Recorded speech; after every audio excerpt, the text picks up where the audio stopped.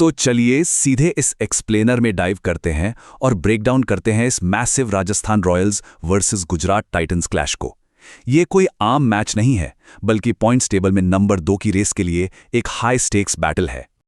आज के इस एक्सप्लेनर में हम इन मेन टॉपिक्स पर फोकस करेंगे। पहला, प्लेऑफ ट्रैफिक जैम, फिर द मैजिक नंबर्स, उसके बाद जीटी द परफेक्ट बैलेंस और आरआर की बॉलिंग और बैटिंग की उलझनें, और आखिर में बात करेंगे द जयपुर शोडाउन की। तो शुरुआत करते हैं पहले पॉइंट से, द प्लेऑफ ट्रैफिक जैम। इस मैच का असली वजन समझने के लिए हमें आईपीएल पॉइंट्स टेबल के बीचों बीच लगे इस भयानक ट्रैफिक जैम को समझना होगा। अब इस मौजूदा लैंडस्केप को ही समझ लीजिए।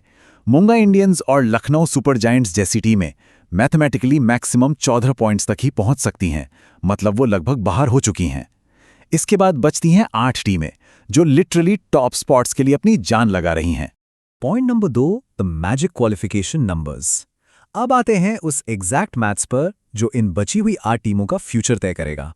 क्योंकि अब टूर्नामेंट के इस स्टेज पर आकर पूरी कहानी बस एक ही स्पेसिफिक सवाल पर आकर टिक गई है, जो हर फ्रेंचाइजी खुद से पूछ रही है। प्लेऑफ में जगह पक्की करने के लिए आखिर कितने पॉइंट्स चाहिए? देखिए, सबसे क्रूशल थ्रेशोल्ड है 16 पॉइंट्स। ये क्वालिफिकेशन का एब्सोल्यूट मिनिमम आंकड़ा है। लेकिन प्रॉब्लम क्या है? अगर आप 16 पर रुकते हैं तो आपको दूसरी टीमों के रिजल्ट्स पर बहुत ज्यादा डिपेंड रहना पड़ेगा, किस्मत के भरोसे। लेकिन दूसरी तरफ है 18 पॉइंट्स। अगर 18 हासिल कर लिए तो क्वालिफिकेशन एकदम श्योर शॉट है। और सबसे बड़ी बात, ये आपको उस हाईली कोवेटेड टॉप 2 फिनिश में लॉक कर देता है जो हर टीम चाहती है। Point number 3, GT the perfect balance. In high stage को दिमाग में रखते हुए जरा अपना फोकस गुजरात टाइटंस पर शिफ्ट करते हैं, जो इस वक्त गजब के मोमेंटम में हैं। क्योंकि यहां एक बहुत ही इंटरेस्टिंग कॉन्ट्रास्ट है। जीटी लगातार 3 जीत के साथ कॉन्फिडेंस से भरी हुई है, जबकि राजस्थान रॉयल्स 225 रन का मैसिव टोटल डिफेंड ना कर पाने के बाद थोड़ा लड़खड़ा गई है। ये एक कमाल की टैक्टिकल भिड़ंत का स्टेज सेट करता है। और जीटी का ये मोमेंटम आया कहां से? एक मास्टर स्ट्रोक से। उन्होंने शाहरुख खान की जगह जेसन होल्डर को लाके अपना परफेक्ट बैलेंस ढूंढ लिया। इसे आप जेसन होल्डर डोमिनो इफेक्ट कह सकते हैं, जिसने गेम के तीनों फेजेस में उनकी लाइनअप को बदल दिया। होल्डर मिडिल ओवर्स में वाइटल एक्सपीरियंस लाते हैं, डेथ बॉलिंग को रिलायबल बनाते हैं और लोअर ऑर्डर में ऐसी बैटिंग देते हैं जिसमें शांति भी है और एक्सप्लोसिव पावर भी। और इस बैलेंस का सबसे बड़ा सबूत है उनकी स्टैगरिंग बॉलिंग डेप्थ। 1 या 2 नहीं, पूरे 8 बॉलिंग ऑप्शंस।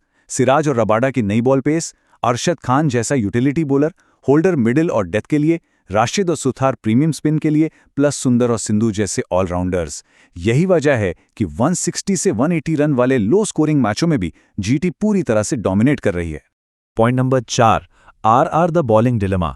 जीटी का बैलेंस तो ठीक है, लेकिन चलिए अब राजस्थान रॉयल्स की तरफ चलते हैं, जिनकी पिछली हार ने कुछ ग्लेयरिंग टैक्टिकल उलझनों को सामने ला दिया है। रॉयल्स के पेस अटैक में फिलहाल अजीब सी इनकंसिस्टेंसी दिख रही है। जोफ्रा आर्चर नई गेंद से तो ब्रिलियंट हैं, पर पुरानी गेंद से स्ट्रगल कर रहे हैं। नॉन्द्रे बर्गर काफी रन्स लीक कर रहे हैं। शायद उनकी जगह मफाका या एडम मिलने को लाना पड़े।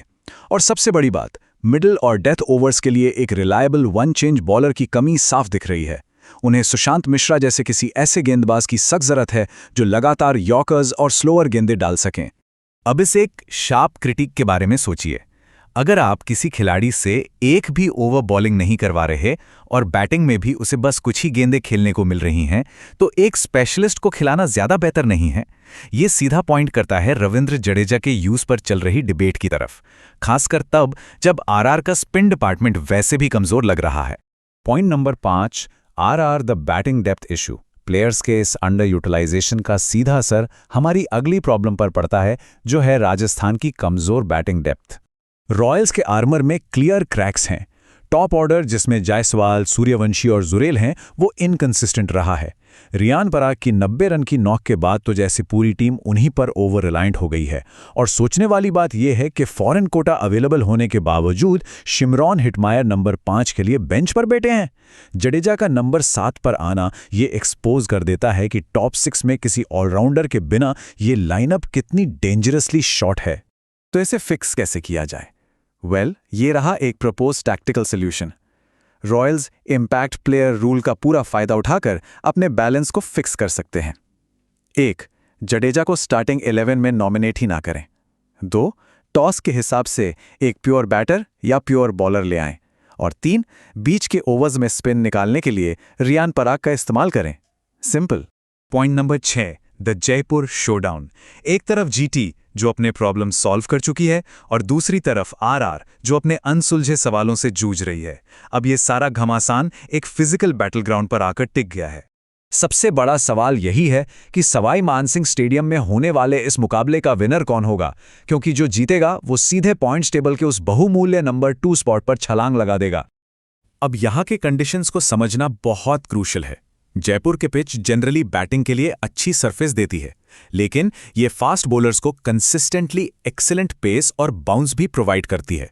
याद रखिए, जोफ्रा आर्चर जैसे गेंदबाजों ने पास्ट में इसी एग्जैक्ट पिच का फायदा उठाकर डेवेस्टेटिंग स्पेल्स डाले हैं। इसलिए ये की मैचअप्स और भी एक्साइटिंग हो जाते हैं। सोचिए, एक तरफ आरआर के जोफ्रा आर्चर की आग उगलती गेंदें शुभमन गिल और साई सुदर्शन के सामने होंगी, तो दूसरी तरफ जीटी के कगिसो रबाड़ा की पेस का सामना वैभव सूर्यवंशी और यशस्वी जायसवाल जैसे अटैकिंग बल्लेबाजों से होगा। Quality fast bowlers versus top tier batters. Ultimately इस मैच का असली विनर शायद पिच की कंडीशंस ही तय करेंगी। अगर पिच प्योरली बैटिंग विकेट निकली तो हैवी एडवांटेज राजस्थान रॉयल्स को जाएगा, पर अगर उसमें पेस और बाउंस हुआ तो अपनी मौजूदा लय के साथ गुजरात टाइटंस के पास पूरी एज है मैच जीतने की और नंबर 2 सिक्योर करने की। तो इस सब के बाद ये हमें एक बहुत ही इंटरेस्टिंग सवाल के साथ छोड़ जाता है। क्या आईपीएल प्लेऑफ की इस पूरी बड़ी पिक्चर का फैसला जयपुर में होने वाले सिर्फ एक क्रूशियल कॉइन टॉस पर डिपेंड करेगा? आपको क्या लगता है? इस एक्सप्लेनर में हमारे साथ जुड़ने के लिए बहुत बहुत शुक्रिया।